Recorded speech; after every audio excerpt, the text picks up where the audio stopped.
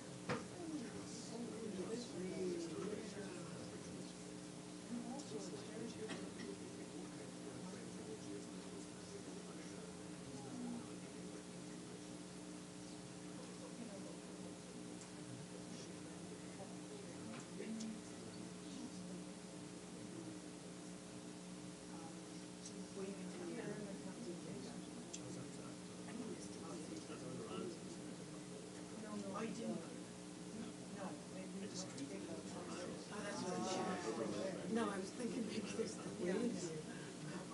No, and I said,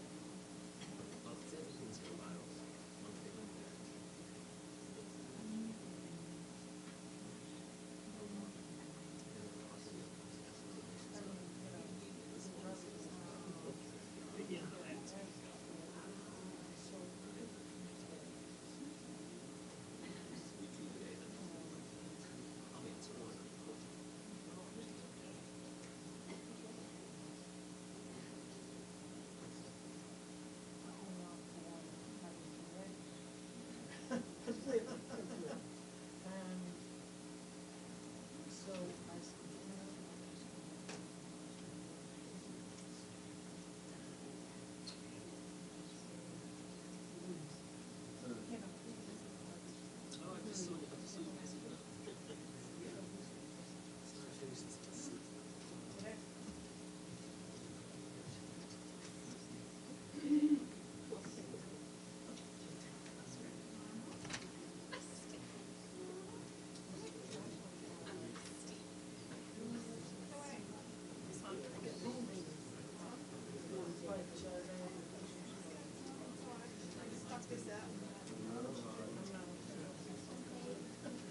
it's too early. It is a little early.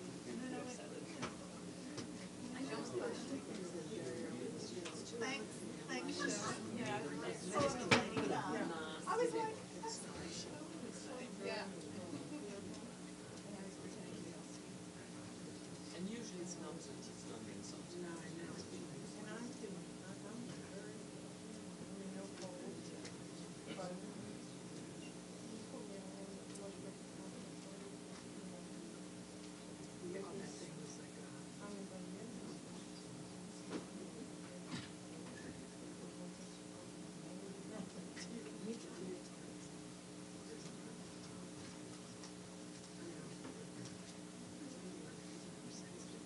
I had to tell him, he's mine is keeping one of the Nelson Mandela. You know that story. The mission wanted. Look at his eyes. The mission tried to get from that little place before they go into the Delaware Mafia. That was him. No, she's not. Oh, you have excess tickets, right? I'd like to.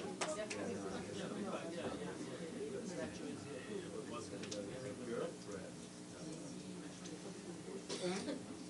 But I'm coming.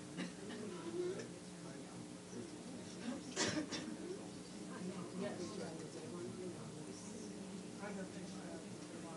Oh, which one? Yeah, me too. Gold percentage. Yeah, I'm ready to do this. I mean, I got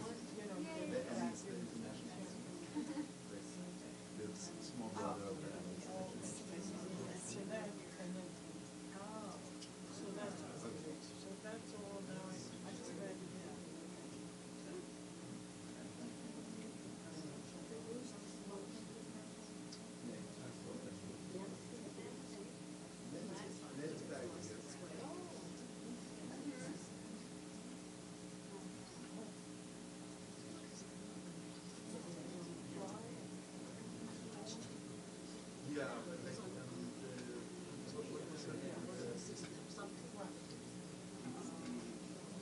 one that was here from like 3 months ago, like she said, like, okay, I'm leaving Mexico tonight, and he's coming back. I think he's coming back just for 2 months.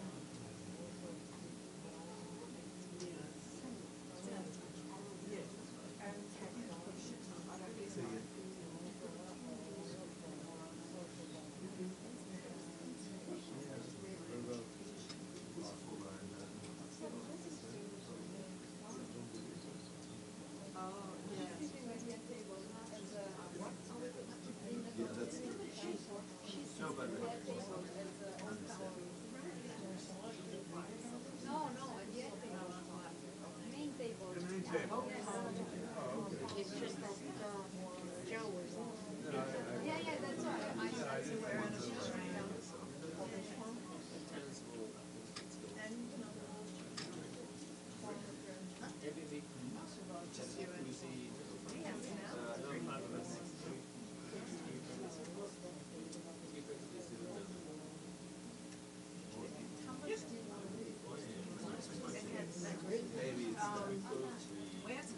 It's not a lot. It's not a lot.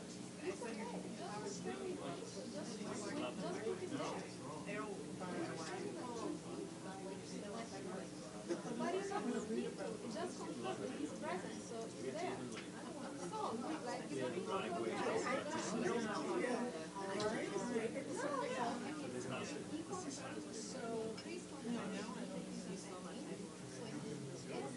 exactly. I mean, doesn't need to be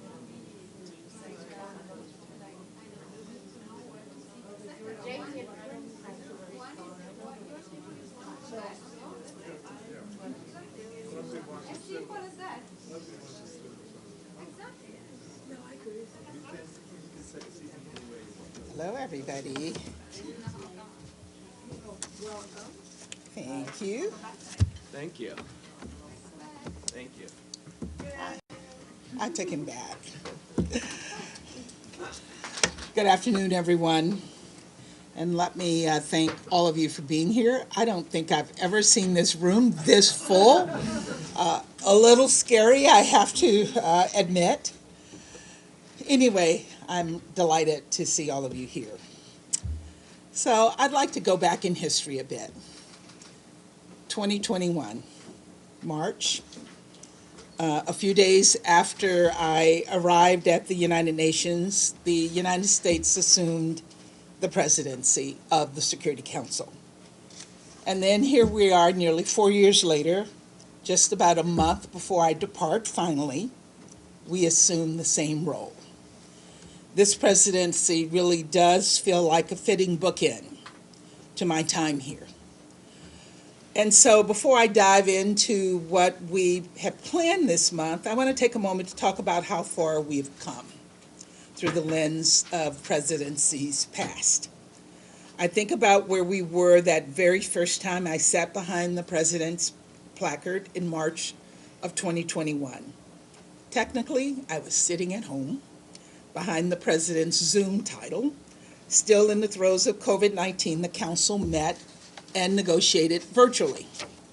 But despite the distance between us, my goal for the presidency was to reaffirm the bonds that united us, to show the world that America was back, that we were ready to re-engage with the world, repair our alliances, and be a trusted partner for peace, progress, and security. Our program of work for March reflected our efforts to once again lead with the values that define our national character: democracy and integrity, freedom and justice, equality and opportunity, focusing on gender equity and collective efforts to ensure women's full and effective participation in public life, working to alleviate the gut-wrenching humanitarian situation in Yemen, Ethiopia, and Syria, as well as what was then a burgeoning crisis in Burma, and spotlighting food insecurity and the perfect storm of COVID, conflict, climate that caused it to skyrocket. 15 months later, when I assumed the presidency for the second time, it was in person. The worst of the pandemic was largely behind us, but with grave new challenges in front of us.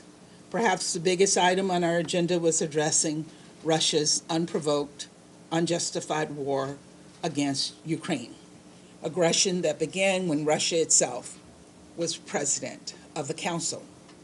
We also introduced a resolution to hold the DPRK accountable for its continued unlawful ballistic missile launches and address the role of digital technologies as well as women and girls in maintaining international peace and security. And of course, we kept the spotlight on food insecurity, exacerbated especially across the Sahel by Russia's senseless war. Our third presidency came in August of 2023, just months after war broke out in Sudan. We held the first open briefing on the country since the start of the conflict, detailing the horrors that had begun to emerge from West Darfur. We once again addressed the situation in Ukraine as well as the state of human rights around the world, including the DPRK. And for the third time, we focused on global famine and food insecurity. Reflecting on these three past presidencies, you can see the common threads, or perhaps more accurately, the loose ends. The intersection of conflict and food insecurity from Yemen to Ethiopia, Ukraine to Sudan. The ways in which women and girls are both disproportionately impacted by war, and the key to stopping it, or better yet, preventing it in the first place. The increasing role of technology, including AI, in our peace-building strategy.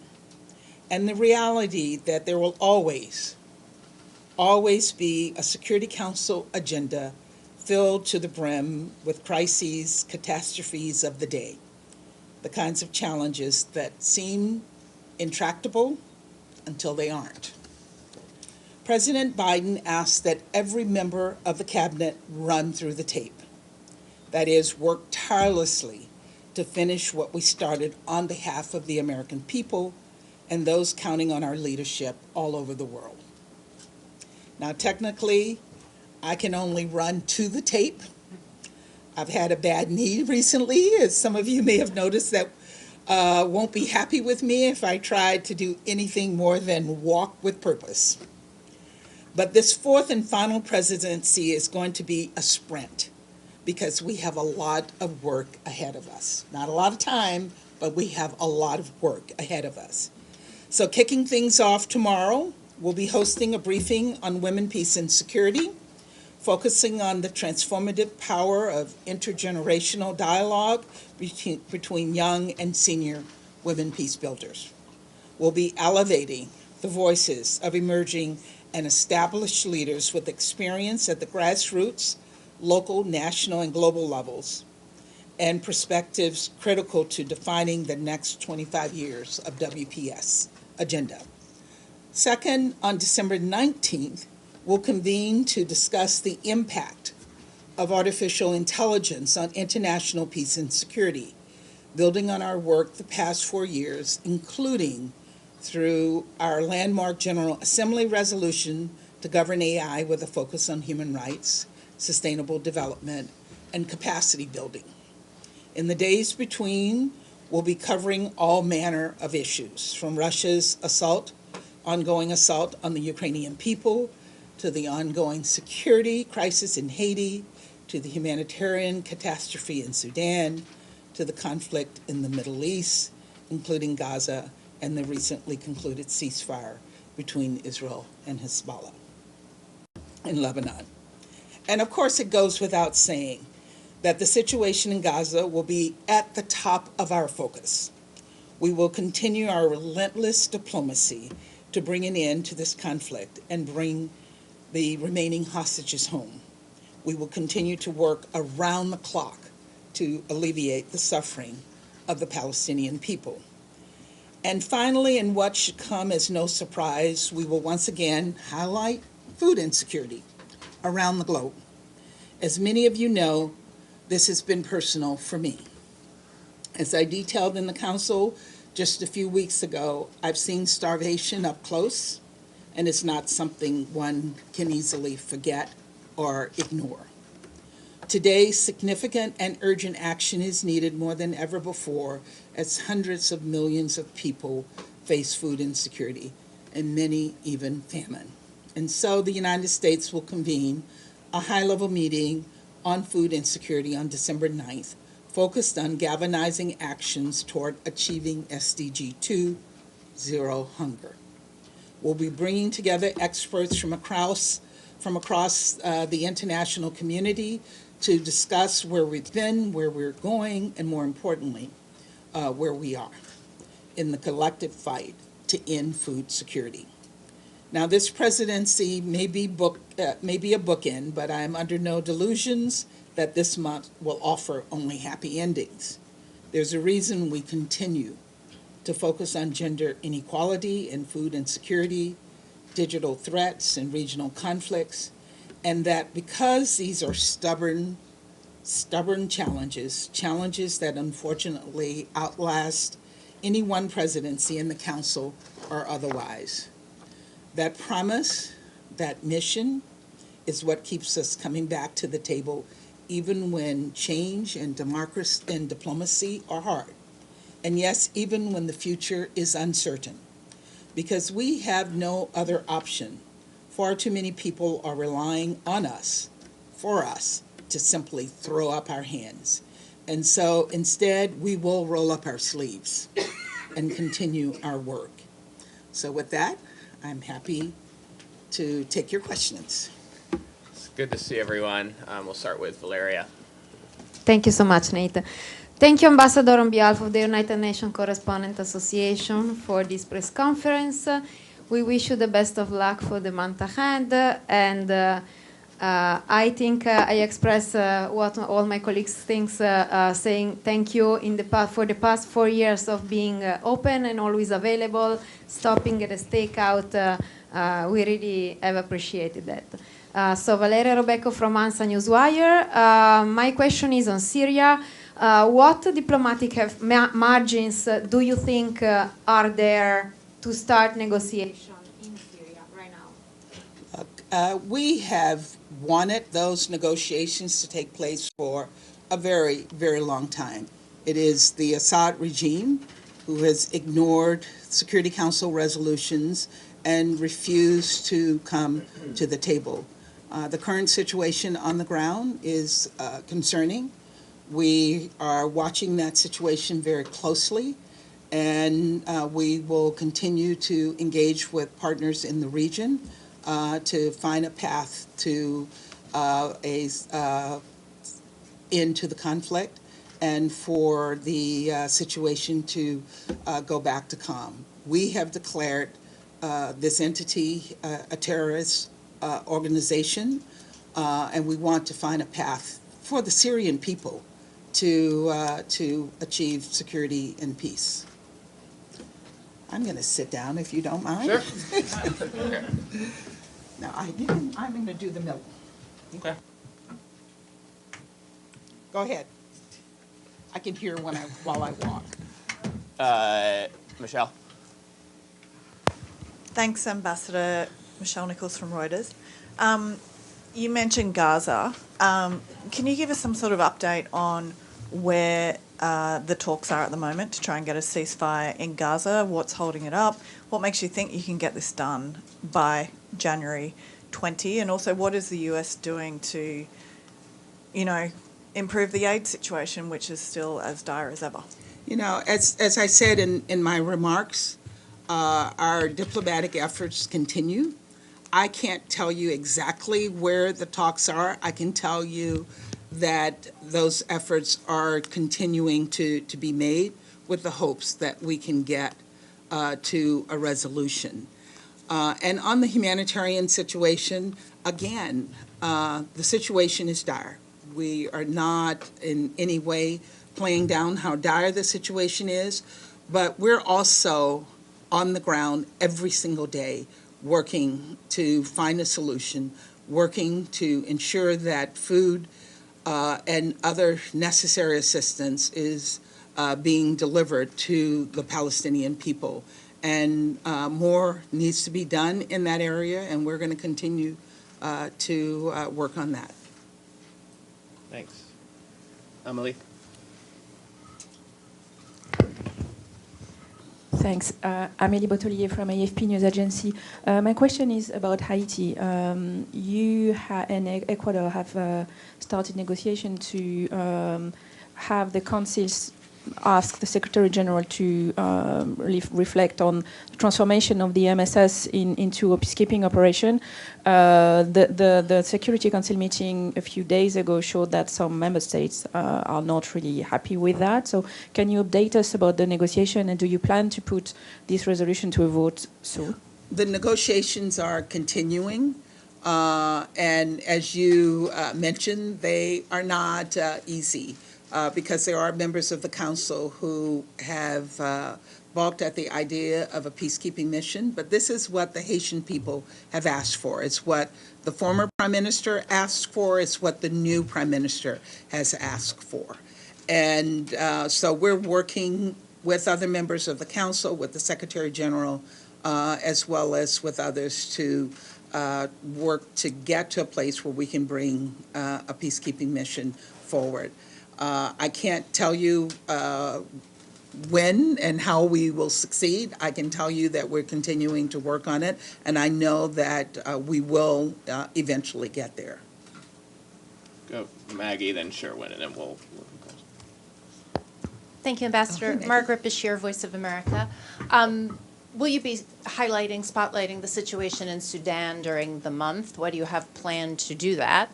And President-elect Trump has nominated Elise Stefanik to succeed you. I just wonder if you have any advice for her. Well, yes, on Sudan. So we are looking at having a ministerial level meeting on Sudan sometime around the end of our presidency. We're looking at having this on the 19th as well. And on my replacement, I am here to give her, to answer any questions that she might have. I congratulate her for assuming this role, and I know that all of you and all of my colleagues in the Security Council will look forward to working with her. Sherwin. And maybe she should get a red jacket, right? So I will tell you about the red jacket. He always asks me these tough questions. That was not my question. I know. Next. I will look. If you look back in December, I always wear red in December. So you will see me wearing red almost every day in December. It's a tradition for me. Ambassador, the United States has threatened punitive measures against the International Criminal Court over its independent decision, both by the prosecutor and confirmed by the pretrial chamber, to issue arrest warrants against the Israeli leadership over the conduct of the war against Hamas in Gaza. Some accusing the United States of undermining global justice efforts, and that it has the potential, U.S. action has the potential to damage not only the court, but the conduct and the implementation of international law. The Japanese president of the court, Judge Tomoko Akane, said the court is being threatened by draconian economic sanctions by a permanent member of the Security Council as if it were a terrorist organization. How does the United States respond to this very specific criticism from allies of your own country? I can't respond to this other than to say that we have worked with the court in the past, but we do believe that this particular case against the Israelis is not justified. And does that warrant sanctions? Does that warrant punitive measures? Disagreeing with other institutions, allies? I mean, there have been specific countries named by certain Republican senators, including Canada, France, the United Kingdom. 124 member nations are members and party to the ICC. And we're not a party to the ICC, as you know, but I'm not going to comment on the comments that have been made about the ICC by sanctions. Is the threat of sanctions appropriate? Not going to comment. Pam? I'm sorry. Thank you so much, and we're looking forward to the month, Ambassador. It's, Thank you. Pamela Falk from News and World Report. You have made, over the years, the last few years, food security a flagship of this administration, and you're looking to do it now. One of them was Black Sea Grain Initiative. There are a lot of other things that have had some success, some challenges, but there are now, and it's another side of Sherwin's question, there are now proposed major tariffs from the incoming president-elect. I'm not asking you to comment on them, but what do your colleagues tell you? I have no doubt. I mean, we're all getting questions from them, like, what does this mean? Do you have concerns about supply chains with the with the new tariff proposals? And what are your colleagues saying to you about their concerns about what's up next? Thank you. Well, it hasn't been raised yet by my colleagues. I think your question might inspire them to raise this. But look, we have accomplished a significant amount on food security. We got 120 countries to sign on to a roadmap to deal with issues of food security. We have made this an issue that the Security Council deals with. And so that's not going to go away. I'm not going to, I don't have a crystal ball on what the new administration's policies will be in this area, but I know that what we have accomplished so far will have lasting value. Thank you. I think we have time for a couple more. Benno? Thank you, Nate. Thank you, Ambassador Benno Schwenkhammer with the German press agency. As you pointed out, this will be the last 2 months of your tenure. In hindsight, what would you have done differently, and is there anything you regret? That's a tough question. Not German, but true. What I'm thinking about is what we have accomplished. And I believe that over the course of the nearly 4 years that I've been here, I have really worked diligently to reaffirm our relationships across the board. I came here with a policy that no one thought that I could achieve, and that was to have meetings with every single PR from every single country. And I did that. 188. There are 4 or 5 that we don't meet with, but for all the countries that we meet with, I have met one-on-one or country to country with every single one of those countries. And what they have all said to me is that they have appreciated that. It has shown to them that the United States cares, that I care, and I think those relationships have mattered. So I'm very, very proud of having accomplished that, bringing back our leadership, bringing back the respect that had diminished somewhat. And so I know that when I walk out the door next month, that people will appreciate the efforts that I made with my team to show them respect and to work with them to accomplish issues of common interest. But no regrets. You know, I'm not going to share my regrets. Yes, I have some regrets. You know, as we look back on the world, we have the responsibility to bring peace and security. And as I walk out the door, there is conflict going on all around the world. Sudan, DRC, Gaza, Syria. People are suffering. Millions of people are still displaced. Millions of people are still suffering. So I do regret that and wish that I could have waved a magic wand to bring peace on earth and goodwill to men everywhere. I think we have time for one more. Can do Tony. Tony. Thank you, Ambassador. Tony Naddaf, Al Hurra TV. First of all, personally, I will be missing all your jackets in every color because really all year long, not only the red ones. Anyway, so following the ceasefire between Israel and Hezbollah, President Biden announced that his administration will be pushing for a ceasefire and to end the war in Gaza also. Will you be using your presidency this month to push maybe for a ceasefire or draft resolution in the Security Council on this matter? And also I would like to hear from you about how the U.S. administration is approaching the recent violation of the ceasefire between Hezbollah and Israel. Thank you.